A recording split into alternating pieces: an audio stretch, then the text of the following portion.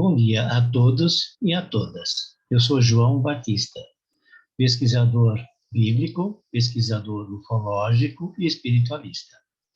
Eu estou fazendo uma série de programas a respeito do projeto Filadélfia, onde um destroyer chamado Eldridge viajou no tempo por 40 anos e teve sérias ocorrências quando retornou desta viagem. Eu estou fazendo esta explanação não apenas naquele momento que antecede um pouquinho só o experimento e o retorno deles. Eu estou fazendo uma explanação que vai desde 1920, alguma coisa assim, onde houve todo um conjunto de fatores que levaram, então, ao projeto de invisibilidade do destroyer Eldridge. Bom, na última palestra, no último programa, eu terminei de fazer a explanação de toda a apresentação formal que o senhor Alfred Bielek fez. O senhor Alfred Bielek fez esta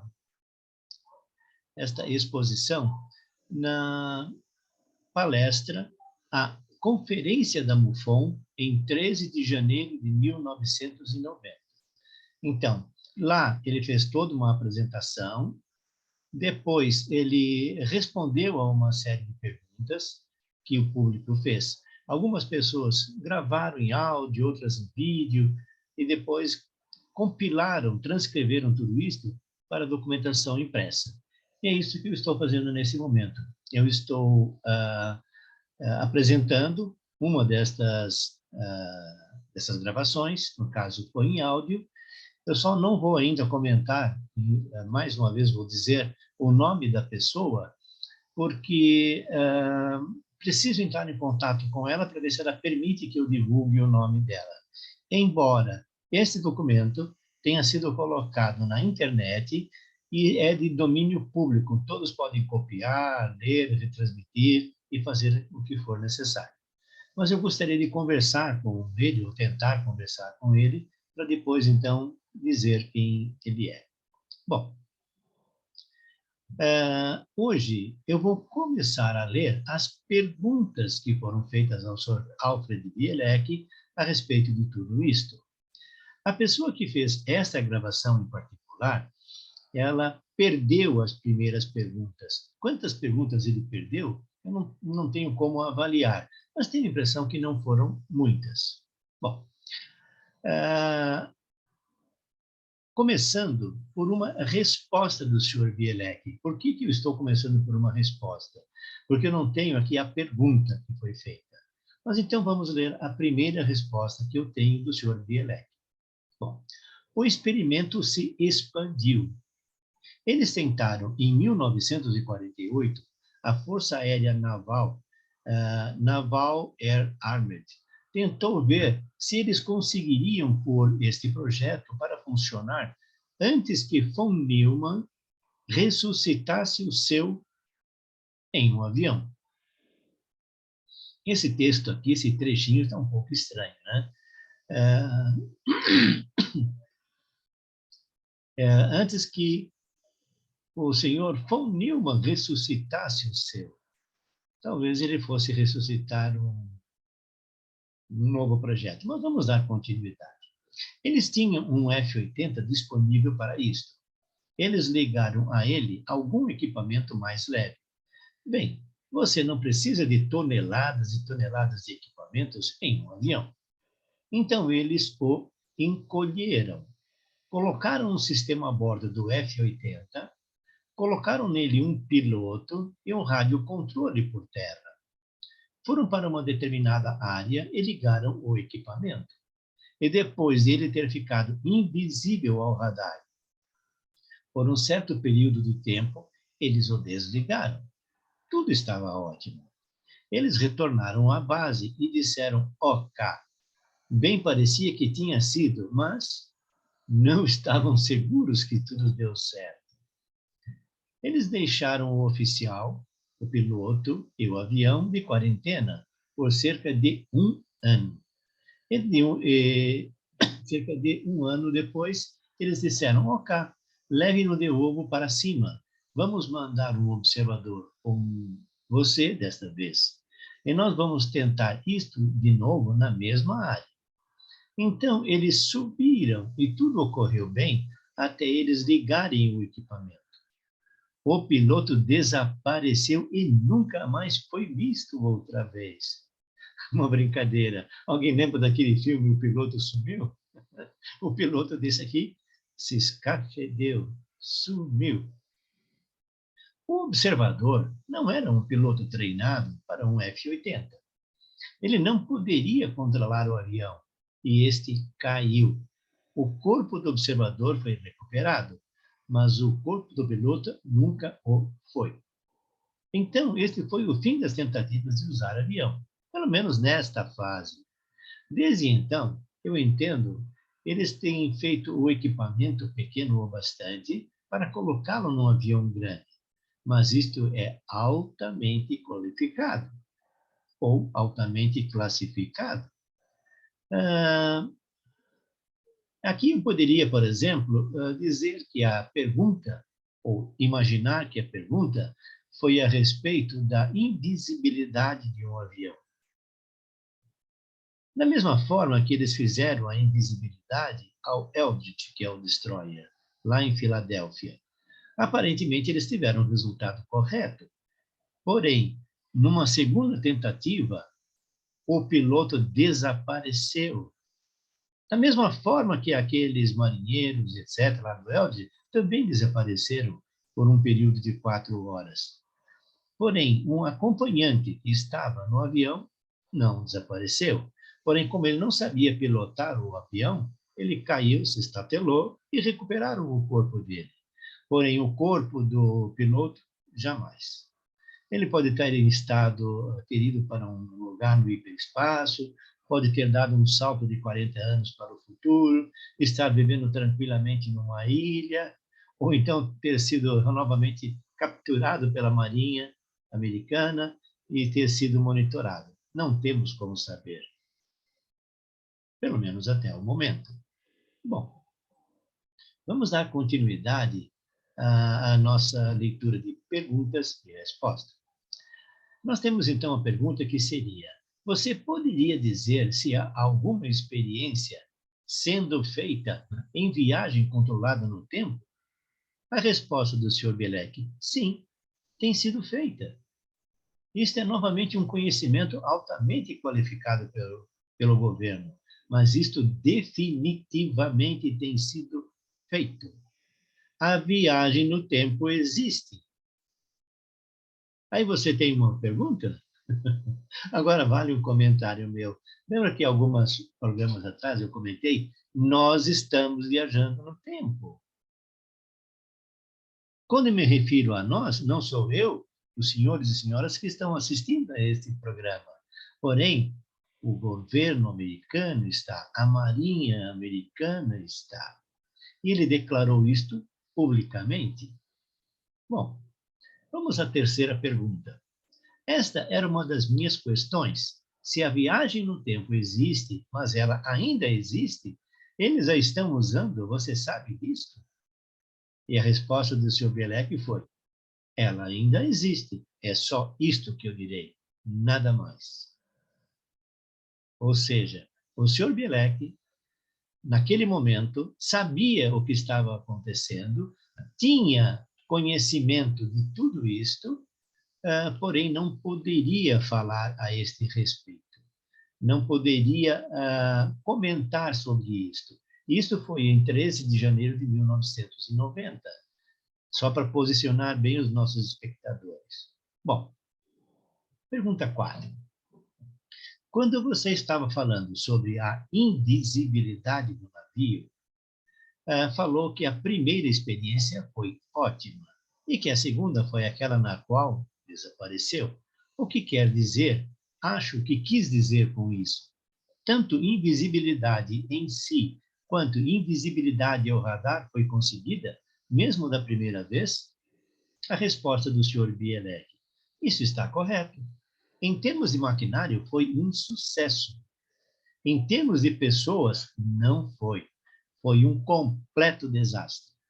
Agora, um pouco, não foi um completo desastre no primeiro teste, no dia 22 de julho.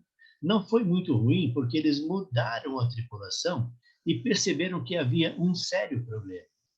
O segundo teste poderia ter sido um sucesso completo se eles não tivessem acoplado ao projeto Fênix. O que significa isto? Eles acoplaram o projeto do Eldridge ao projeto Fênix. O projeto Fênix é o projeto de viagem no tempo. Continuando a leitura. Isso em termos de maquinário, mas ele foi um completo desastre, tanto em termos de maquinário quanto de pessoal. Vamos então à quinta pergunta. Você disse que eles tinham que ter o seu irmão de volta.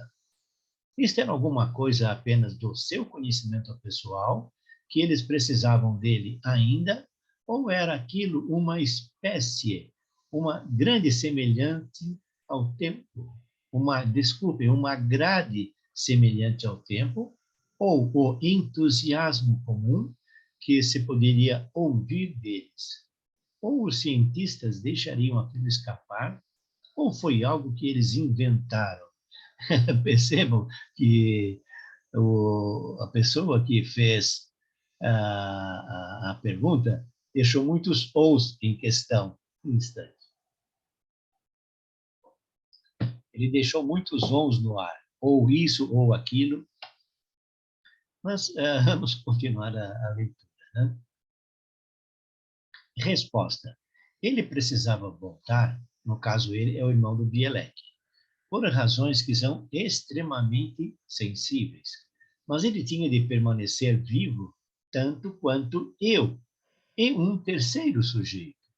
A única maneira de dizer isto é que, se ele tivesse morrido e não renascesse depois dos equipamentos e projetos chegarem ao fim, poderia ter havido um problema muito sério.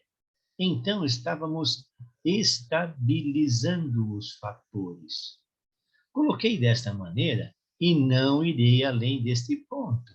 Mas ele tinha que estar vivo, e mais ainda, ele está vivo agora, neste momento. Percebam que quando eu digo que ele está vivo agora, nesse momento, não é hoje, em 2022, mas sim lá em 1990, em 13 de janeiro, quando foi a conferência da MUFON. Vamos à próxima pergunta. Você ficou entusiasmado por ter viajado através do tempo e mudado alguma coisa que aconteceu? Poderia isso causar algo que eles receassem? A resposta do Sr. Bielek, entusiasmo, você poderia chamar assim. Eu não sei se há um termo ou expressão que já tenha visto que descreva isto como você a viu ou leu em algum lugar. Eu realmente não posso responder a isto com um sim ou não. Apenas que eu não sei. Houve um comentário que disseram, você não poderia fazê-lo, né? Deram muita risada. Ou seja, o público que estava assistindo achou isso muito engraçado, né? Bom, ainda continuando uma sequência dessa resposta, ele disse perdão, que foi, e o comentário, você não poderia responder isto porque você provavelmente não saberia. Isto porque, se alguma coisa séria realmente acontecesse, você não poderia estar aqui para contar-nos. Resposta do Sr. Birek. Está certo. Alguma coisa muito séria aconteceu. Claro, esta viagem não foi um passeio. E aqui encerrou essa pergunta. Vamos à próxima pergunta, pergunta número 7. Assumindo que o governo está testando tecnologia desta natureza, quero saber por que não a está colocando para ajudar o planeta, para ajudar ao público e a todos neste planeta. Nós temos tantos problemas difíceis e esses não estão usando nada disto para ajudar. Por quê? Ou seja, esclarecendo um pouco a pergunta do público, de uma pessoa, né? Se o governo tem toda essa tecnologia, está viajando no tempo, por que não a coloca à disposição do público para ajudar o público? Bem, uma resposta minha, antes de ler a resposta do senhor Bielek. Eu, hein? Você acha que o governo faria isso? Mas vamos ver a resposta do senhor Bielek. Bem, para responder a esta questão, eu terei que dar-lhes uma resposta em duas partes. Primeira, nós temos tido uma tecnologia dupla por pelo menos um século, talvez mais, na qual há desenvolvimentos tecnológicos que têm sido negados ao povo e que têm se mantido nas mãos de uma elite controladora. Se vocês quiserem, por pelo menos um século ou talvez um século e meio, porque esta base tecnológica vem desde 1800 ou ainda antes. E na medida do porquê isso não foi liberado nesta época, ou não o é agora, devido aos problemas que temos, se você tem os meios para fazer as coisas, como, por exemplo, viajar no tempo, ou desenvolver novos sistemas de energia, ou novos sistemas de comunicação, ou ainda, então, viajar para outros planetas. Se você encerrar esses desenvolvimentos dentro de um pequeno grupo, um grupo controlador, você pode literalmente controlar o planeta e a humanidade. Nós, a humanidade. E se você não deixar o resto do público saber o que está acontecendo, você pode então controlá-lo de dentro deste grupo. Ou seja, a resposta primeira do Sr. Bielek foi o seguinte: essa tecnologia já vem desde 1800. Um grupo muito pequeno de pessoas controla esse conhecimento e utiliza esse conhecimento para controlar o planeta e nós, a humanidade.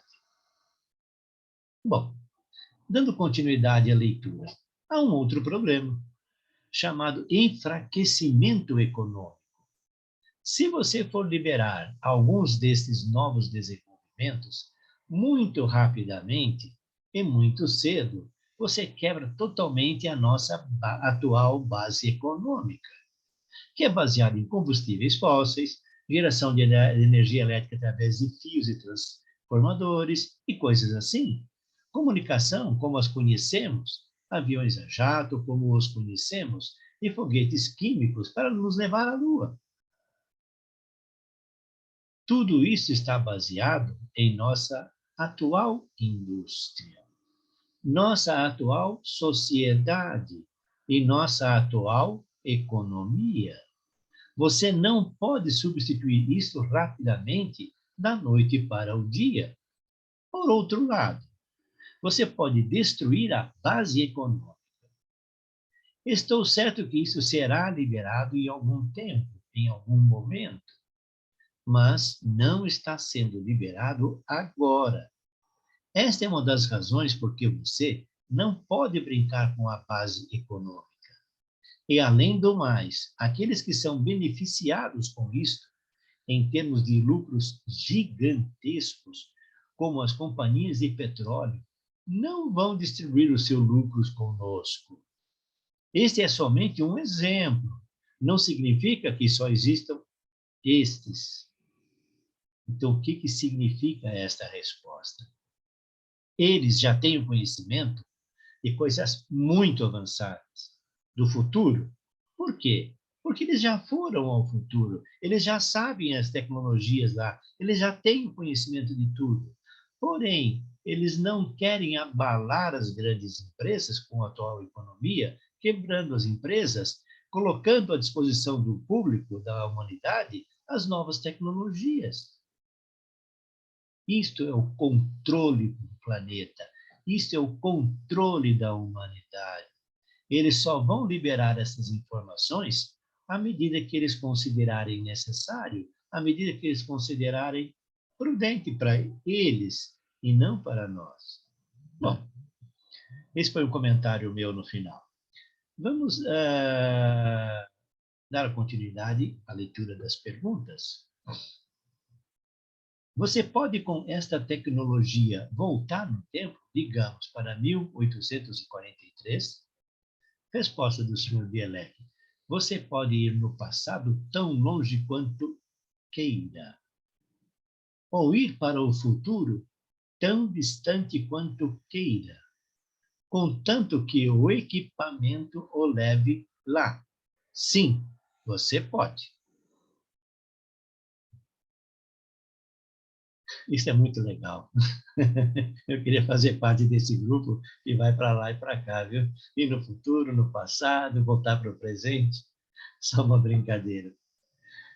Vamos agora à pergunta número 9. Isto agora é parte também da tecnologia do bombardeiro stealth? Vou fazer um pequeno esclarecimento. Para quem não conhece o bombardeiro stealth, é um bombardeiro americano que possui invisibilidade ou pouca visibilidade aos radares através da tecnologia com que ele é feito. Porém, não se esclarece publicamente se este bombardeiro utiliza esse sistema do Eldridge, invisibilidade total, para se desmaterializar e materializar. Bom, vamos ver agora então a resposta do Sr. Bielek. Existem alguns rumores neste sentido. Isto é uma parte dele. Sim. Pergunta número 10. Você disse que não tinha nenhuma lembrança disto até 1983, ou por aí. Resposta do Sr. Bielek, 1988. A pergunta continuando. De onde vieram a informação para o livro e também para o filme? Esclarecendo os nossos ouvintes, houve um filme que foi feito baseado nesse projeto Filadélfia, e ele está perguntando quem forneceu informações para que fosse feito o filme e também fosse editado um livro. Resposta do Sr. Bielek. O primeiro livro nós realmente não sabemos. Para o outro, o Dr. Hanchard, definitivamente identificado como o Dr. John von Neumann, foi que foi entrevistado e deu um monte de informações. De onde as outras vieram, eu não sei. Eles não foram muito longe nos arquivos, porque a Marinha não os está liberando. Quanta informação está perdida por aí, eu não sei.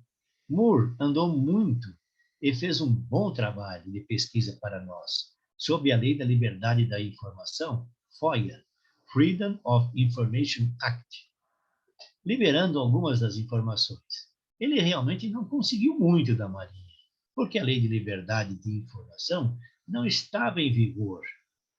Acho, até cerca de 1981. Ele passou muito tempo tentando tirar o que pudesse de quem encontrava. Continuando a resposta, um novo item, né? O senhor Ivan T. Salderson, ele nunca escreveu um livro sobre este assunto. Ele morreu em 1973. Era muito interessado no experimento da Filadélfia em si. Aqui vale uma observação.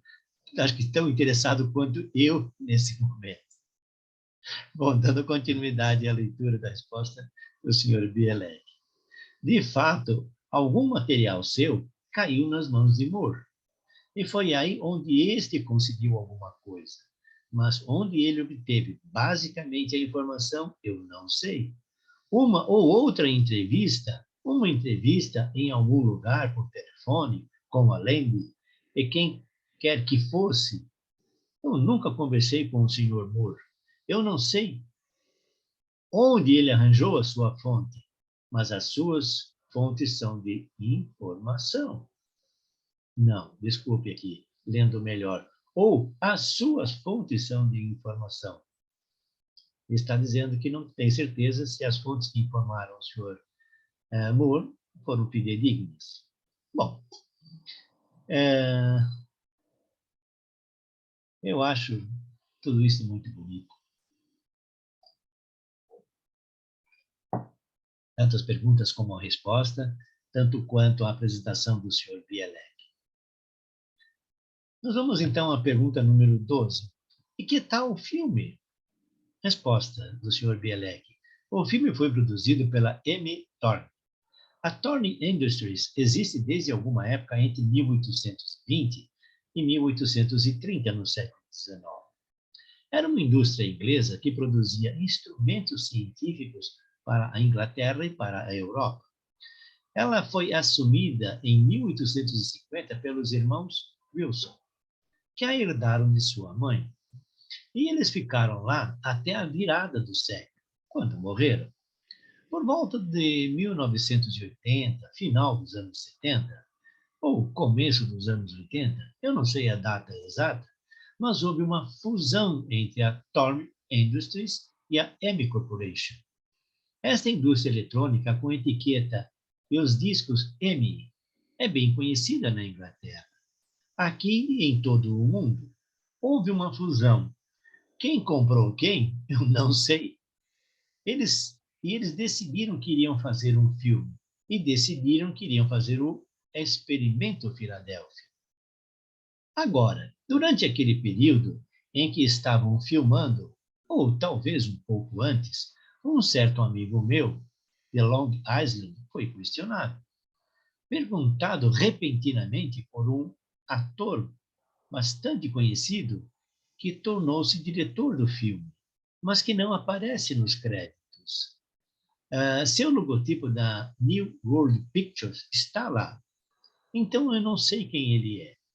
O meu amigo falou que ele fez milhares de perguntas acerca do experimento Filadélfia. Ele certamente sabia um pouco, mas não sabia tudo sobre isso. Nós achamos que ele supriu o material básico para o filme. E não foi somente isto. De acordo com uma história bastante bizarra, que vocês podem aceitar ou não, em fevereiro de 1989 foi um ano antes da conferência da MUFON. Eu estava em Nova York, junto com o meu irmão, e um cavalheiro de nome Preston Nichols, que faz uma apresentação para a divisão de Nova York, New York Chapter, da USPA, Associação de Psicotrônica dos Estados Unidos, United States Psychotronic Association, que tem Clarence Robinson como presidente. Ele falou sobre o projeto Fênix e eu falei sobre o projeto Filadélfia. E foi feita uma ficha de vídeo privado disto tudo. Nós sabíamos que alguém estava filmando. E não era para ser exibido mais tarde. A história que Peterson me contou, alguns meses mais tarde, foi bastante interessante. Ele disse que por volta de julho, ele foi visitado uma noite em seu laboratório. Alguém bateu na sua porta e falou, Preston Nichols? Sim,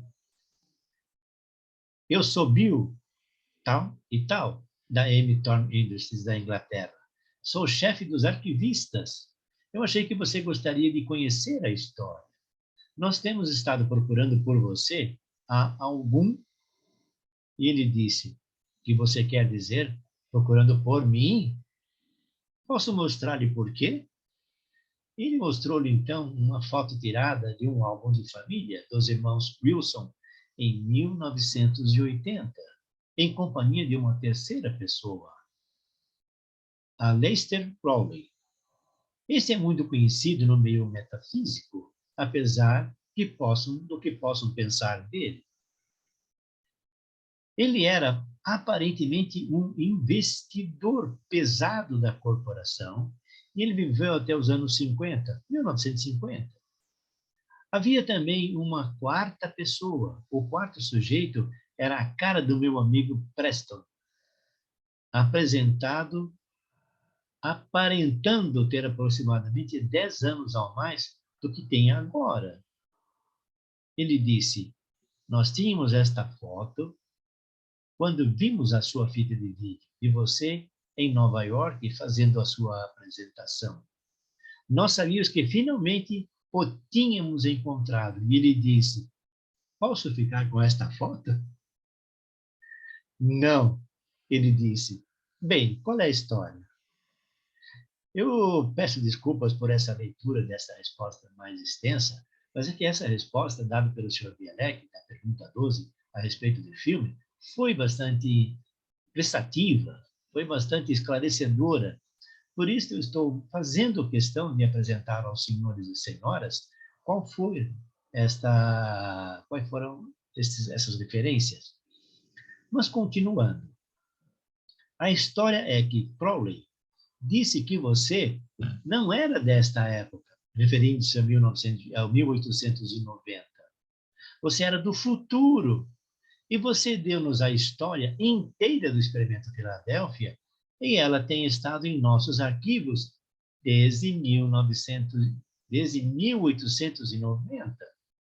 Nós já conhecíamos a história e tínhamos decidido somente agora, recentemente, em 1983, reproduzi-la. Olha só o que está acontecendo, pessoal. O negócio é muito bacana.